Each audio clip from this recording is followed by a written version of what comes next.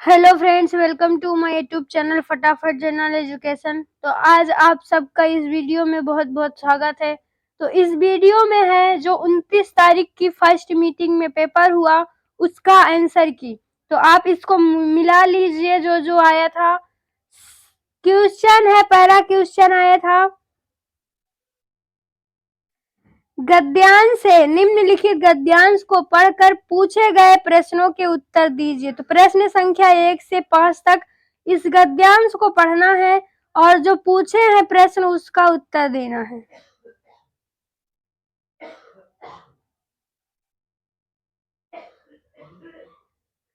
प्रश्न है, सर्वांगीण सफलता प्राप्ति का महामंत्र लेखक के अनुसार क्या है? तो लेखक के अनुसार क्या है? आत्मनिर्भरता और आत्मबल। स्वार्थमय तथा अस्थिर शब्दों के विलोम के रूप क्रमशः किस विकल्प में है? तो क्रमशः किस विकल्प में है? निस्वार्थ गतिहीन, यानी ऑप्शन नंबर डी में। सफलता कार्य और आत्मनिर्भरता शब्दों के लिंग क्रमशः हैं। तो लिंग क्रमशः क्या है? स्त्रीलिंग, पुल्लिंग और पुल्लिंग में। जीवन की सफलता की पहली सीढ़ी कौन सी है? तो जीवन की सफलता की पहली सीढ़ी कौन सी है? आत्मनिर्भर बनना। स्वयं के शिक्षकों का बच्चे पर क्या असर होता है? तो क्या असर होता है? शिक्षकों के चरित्र के गुण दोष बच्चे में आ जाते हैं। निम्नलिखित गद्यांश को पढ़कर पूछे गए प्रश्नों के उत्तर दीजिए। प्रश्न संख्या 6 से 10 तक इस गद्यांश को पढ़ना है और उसी के हिसाब से प्रश्नों के उत्तर देना है। क्वेश्चन है, देह व्याधि के निराकरण के बारे में संघमित्र का क्या विचार है? तो संघमित्र का क्या विचार है? संघमित्र देह व्याधि से मुक्ति भगवान की शरण से मानते थे। आत्मा का मृत्यु पर विजय ऐसा किसका मानना है? तो ऐसा किसका मानना है? मृत्युंजय का। व्याधि और सुयोग शब्दों में क्रमशः प्रयुक्त उपसर्ग है। तो क्या उपसर्ग है इसमें? वी और सु। संघमित्र और मृत्युंजय के विषय में कौन से विकल्प सही हैं? तो कौन से विकल्प सही हैं? मित्र होते हुए भी उन दोनों के जीवन सिद्धांत विपरीत थे। जीवन की संपन्नता और दीर्घायुष में किसका विश्वास था? तो किसका विश्वास था? मृत्युंजय का। दिया गया ग्राफ 10 शहरों A B C D E F G H I J में 3 दूरसंचार सेवाएं अल्फा, बेटा और गामा के उपयोगकर्ताओं की संख्या दर्शाता है। तो प्रश्न संख्या 11 से और 15 तक इस ग्राफ का अध्ययन करके उसके उत्तर देने हैं। सभी 10 शहरों में मिलाकर अल्फा और गामा का उपयोग कर्ताओं की औसत संख्या कितनी है? तो कितनी है? 547.5।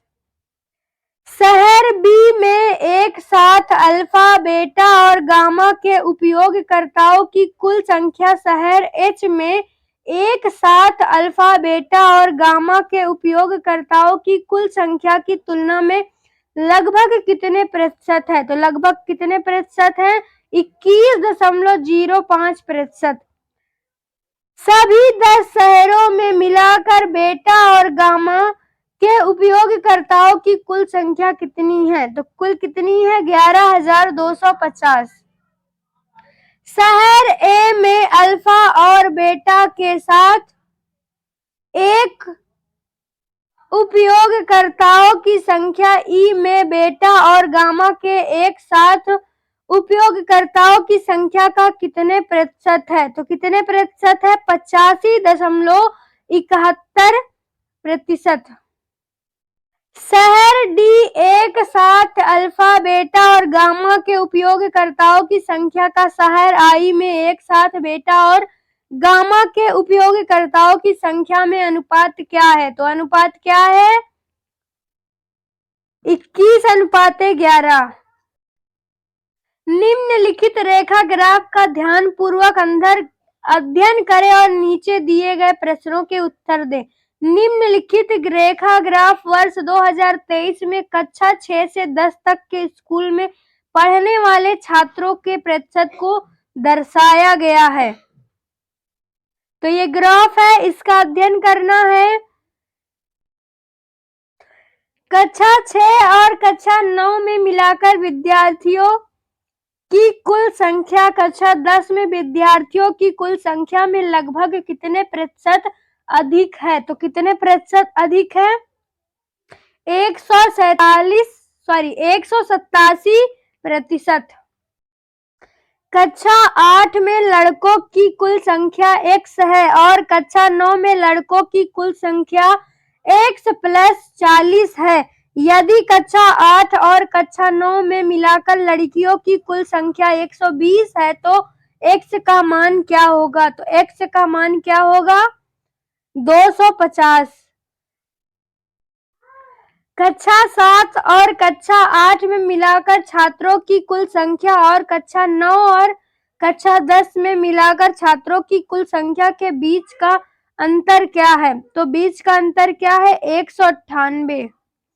यदि कक्षा 6 में लड़कों का लड़कियों से अनुपात 6.5 है और कक्षा 6 में लड़कियों की कुल संख्या कक्षा 7 में लड़कियों की कुल संख्या में 50 कम है, तो कक्षा 6 में कक्षा 7 में लड़कों की कुल संख्या का अनुपात क्या होगा? तो क्या होगा अनुपात? 5:6। यदि 2024 में कक्षा 6 और कक्षा 7 प्रत्येक में छात्रों की कुल संख्या में 10% की वृद्धि होती है और कक्षा 10 में छात्रों की कुल संख्या 20% की कमी होती है, तो 2023 में कक्षा 6 और कक्षा 7 में मिलाकर छात्रों की कुल संख्या और 2024 में कक्षा 10 में छात्रों की कुल संख्या के बीच का अंतर क्या है? तो बीच का अंतर क्या है? 1067।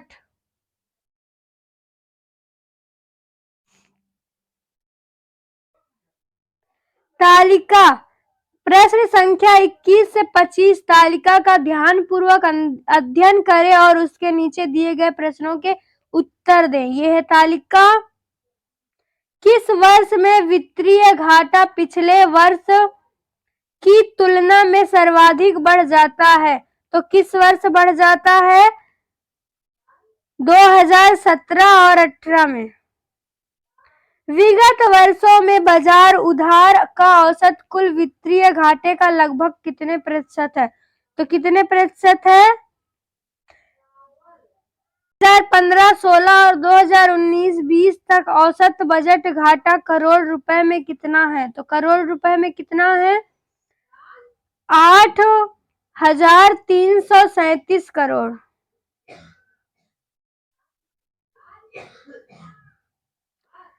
वित्तीय घाटे के सापेक्ष अन्य देनदारियों का प्रतिशत कितने वर्ष में सबसे अधिक है? तो कितने वर्ष में? 2018 और 19 में। कितने वर्षों के लिए वित्तीय घाटे और बाजार उधार का अनुपात 2 से अधिक रहा है? तो कितने का? 3। निम्नलिखित तालिका चार्ट का ध्यानपूर्वक अध्ययन करें और नीचे दिए गए प्रश्नों के उत्तर दें। यह निम्नलिखित तालिका लाभ और हानि से संबंधित है और इसमें कुछ मूल्य लुप्त है। सभी छूट अंकित मूल्य पर है और लाभ लागत मूल्य पर है।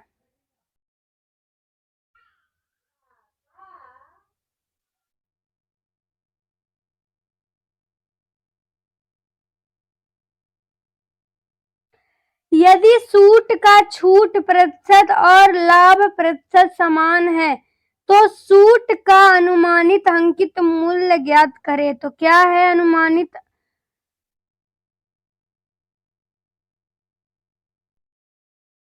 तो अनुमानित अंकित मूल्य ज्ञात करना है, तो इसका आंसर आप लोग कमेंट बॉक्स में बताएं। टी शर्ट पर छूट प्रतिशत और लाभ प्रतिशत का अनुपात 7:5 है। तो टी शर्ट का अनुमानित लागत मूल्य ज्ञात करें। तो टी शर्ट का अनुमानित लागत मूल्य क्या है? 2167। यदि जीन्स और साड़ी के लागत मूल्य का अनुपात 4:5 है तो साड़ी का अनुमानित छूट प्रतिशत ज्ञात करें। तो अनुमानित छूट प्रतिशत क्या होगा?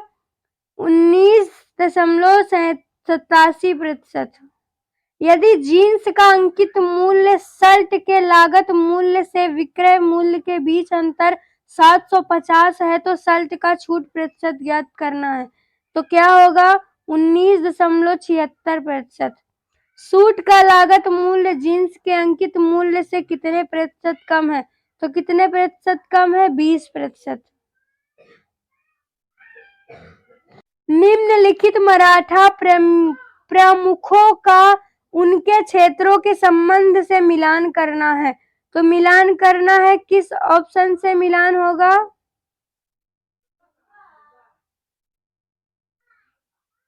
ऑप्शन नंबर डी से।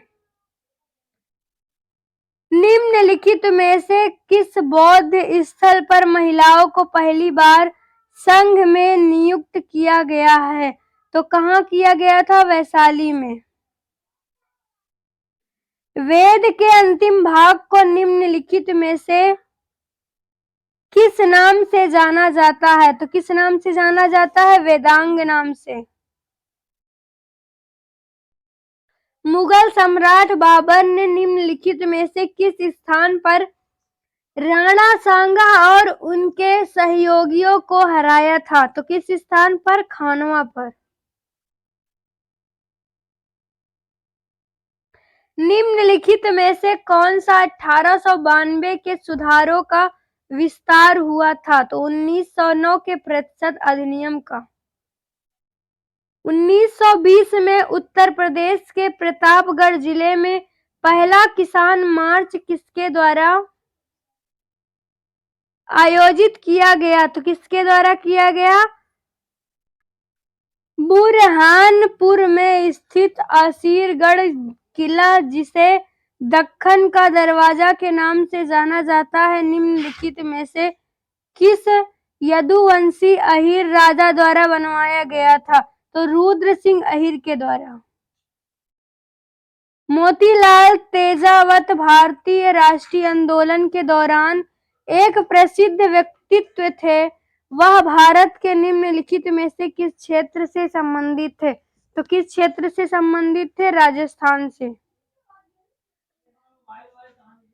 2021-22 तक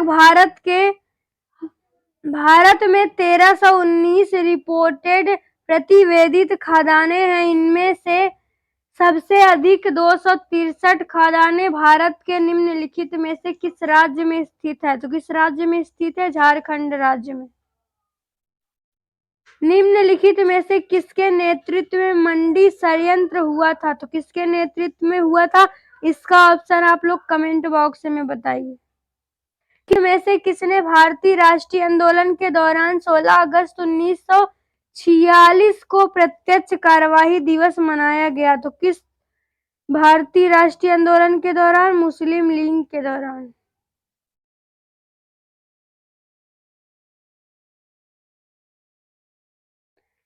लेक तुर्काना दुनिया की सबसे बड़ी रेगिस्तानी झील है। यह दुनिया के निम्नलिखित में से किस देश में स्थित है? तो किस देश में है? केन्या देश। निम्नलिखित में से किसके द्वारा 1936 में पहली बार भारत के वन प्रकारों का वर्गीकरण किया गया है? तो किसमें किया गया है? सर एच सी चैंपियन ने।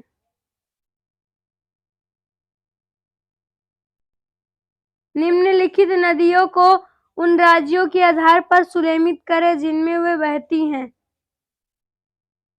तो किस ऑप्शन के हिसाब से होगा? ऑप्शन नंबर सी के हिसाब से। चबी मुरा जो कि गोमती नदी के तट पर खड़ी है, पहाड़ी दीवार पर चट्टान पर की गई नक्काशी के पैनलों के लिए प्रसिद्ध है। भारत के निम्नलिखित में से किस राज्य केंद्र शासित प्रदेश में स्थित है? त्रिपुरा में। भारत की पंचवर्षीय योजना के किस संस्करण को गाडगिल योजना के नाम से जाना जाता है? तो किस पंचवर्षीय की योजना से जाना जाता है? इसका उत्तर आप लोग कमेंट में बताइए। भारत में राष्ट्रव्यापी जीएसटी का विचार निम्नलिखित में से किसके द्वारा प्रस्तावित किया गया? तो किसके द्वारा किया गया? केलकर टास्क फोर्स के द्वारा। दुग्ध क्रांति के फर्स्ट 1970-1980 को विश्व खाद्य कार्यक्रम के माध्यम से निम्नलिखित में से किसके द्वारा उपहार में दिए गए स्किम्ड दूध पाउडर और मक्खन तेल बटर ऑयल की बिक्री में वित्त पोषित किया गया? तो किसमें किया गया? खाद्य और कृषि संगठन FSO में। भारत के सर्वोच्च न्यायालय का उद्घाटन को किया गया था? उद्घाटन संसद भवन अब पुराने में प्रिंसेस के चैम्बर में हुआ है 28 जनवरी 1950 को।